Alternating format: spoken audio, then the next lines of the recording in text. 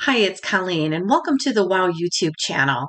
Today I'm going to show you some tips and tricks to heat emboss on vellum using the WOW embossing powders. If you like what you see here, hit the subscribe button so you never miss another video. First, I want to introduce you to the vellum that I use on a regular basis, and there are two brands that I use.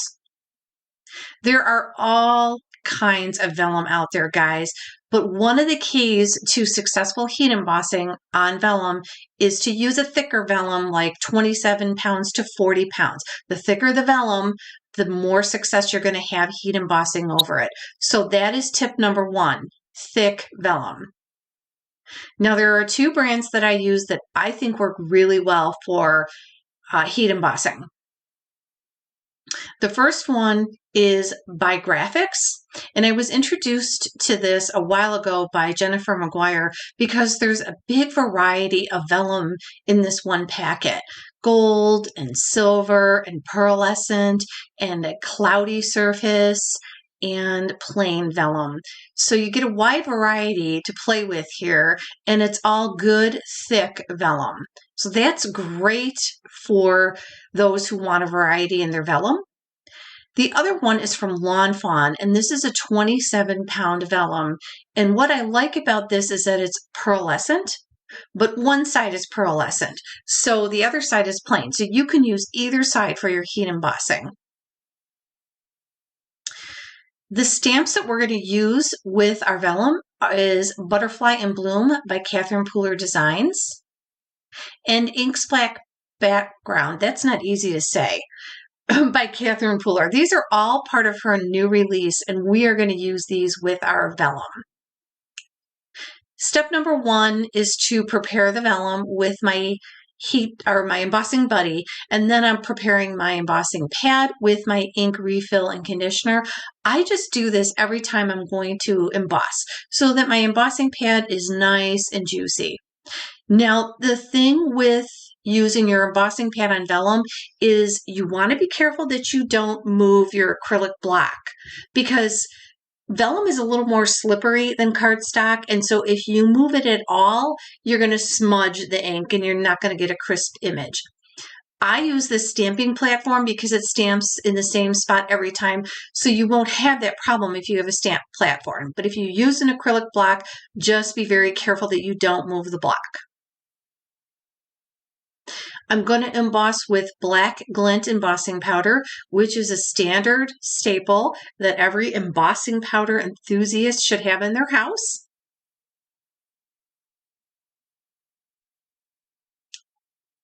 And the next tip, which is tip number two, is using a good quality heat tool. I use the WOW heat tool because it's one of the few, if not the only tool that has two heat settings, a low and a high heat setting.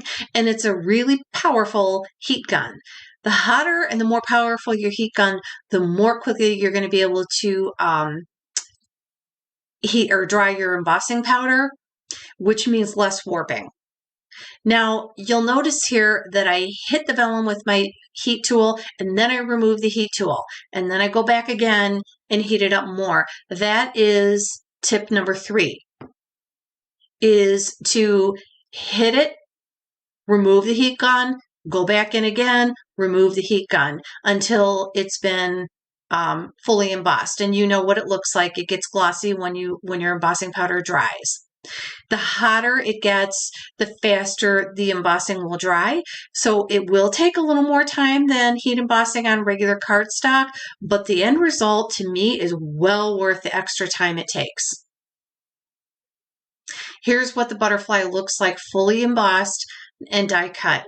I think that is such a gorgeous butterfly. You don't even need to color. It's beautiful just as it is. But I'm going to do some layering here because I had die cut and heat embossed that pink butterfly that you see there on, I think it was some old alcohol ink that I had set aside.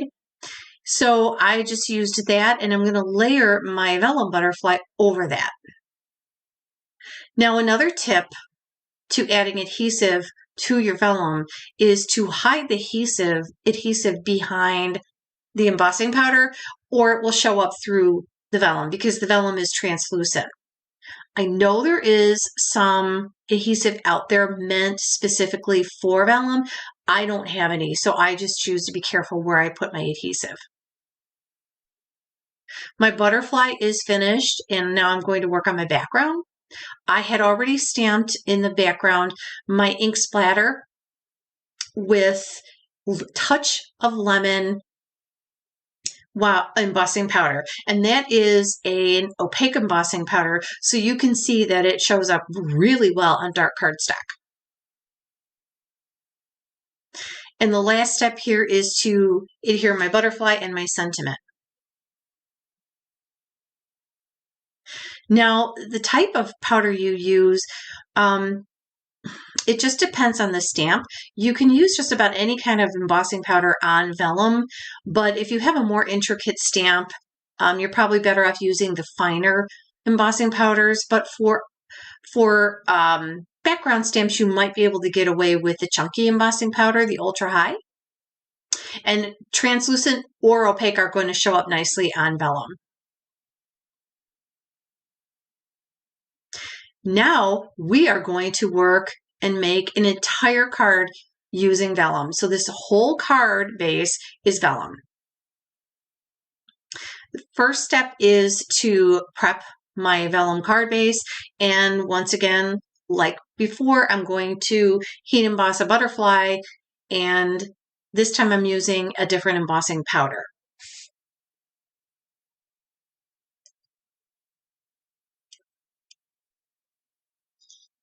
This is my favorite embossing powder in the world, Chocolate Caramel Pearl. WOW has an entire line of pearlescent powders out that are so gorgeous, and they would work really well with pearlescent vellum like this.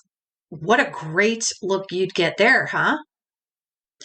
So now that I've finished my butterfly, before I heat set it, I'm going to set it aside because I want to emboss the front of my card panel here. And for that, I'm going to use the ink splatter background. Now you'll notice inside of the card panel there is an alcohol inked background that I adhered in there. I got that tip, I think, from Jennifer McGuire as well. It just adds a little interest to your, and subtle color to your vellum card base. But I wanted to add a little more, so I am going to apply this ink splatter background, and I'm going to heat emboss it in Touch of Yellow. And I screwed it up. It wouldn't close all the way, so I had to take it off and put it back on and come up with Plan B. But because this is an abstract background stamp, I was able to salvage this pretty well.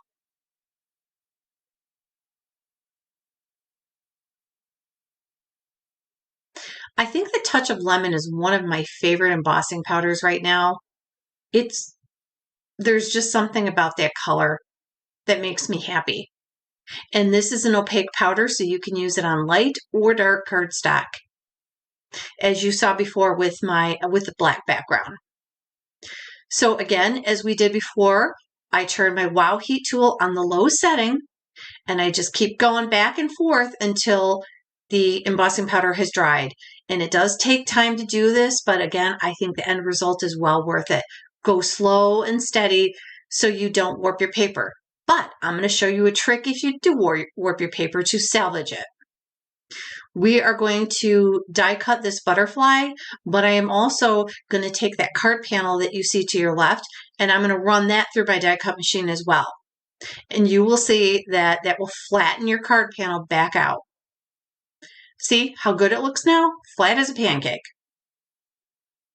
So similar to the first card that I made, I had pre-cut a butterfly over another alcohol inked card panel, and I'm going to place my vellum butterfly over that. And you'll notice that I'm only adhering the center part because I want the ink, the wings to pop up and flow freely. And that's it for that card. Here's the finished card. So pretty. Here's another one I made.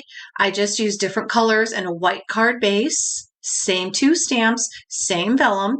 And here's the one we made at the beginning of the video. I hope you got some good ideas on how to heat emboss on vellum using the WOW embossing powders. If you like what you see, remember to hit the subscribe button so you never miss another video. And thanks for coming.